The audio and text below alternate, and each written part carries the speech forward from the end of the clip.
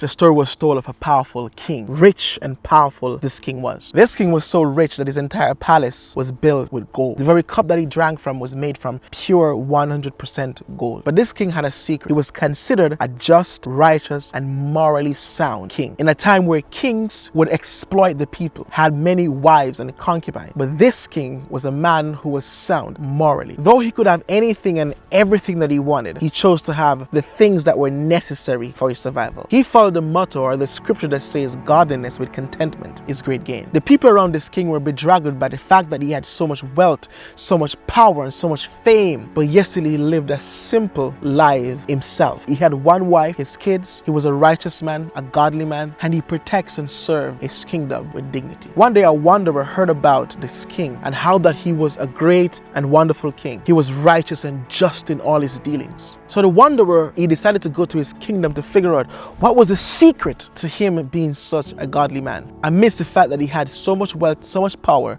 and could have anything that he wanted. Why was he so different? So the wanderer went to the palace of the king and he said, "Tell me, O king, because I have traveled far. How is it that you're able to maintain such a godly life? How is it that you're able to maintain such a life of moral soundness? Tell me the secret to your success." The king said, "Do you want to know?" The man said, "Yes. I have traveled miles just to hear your secret." The king said, "Before I tell you my secret, you must accept a challenge that I'm going to give to you." The wanderer said, "What is a challenge?" The king said, "Well, I'm going to give you a candle. And tonight, I want you to go out and I want you to explore my kingdom and look at the length and the breadth of my wealth. Look at how wealthy I am. And then when you come back, I'll tell you the secret. But you should not let the candle go out. Because if you let the candle go out, I will not tell you the secret and I'll behead you." The wanderer reluctantly but bravely accepted the challenge because he's traveled miles just to hear the secret. So he took the candle at night and he went through the length and breadth of the king's kingdom. Then he came back with his head bowed and the candle in his hands still burning. The king said, "Were you able to see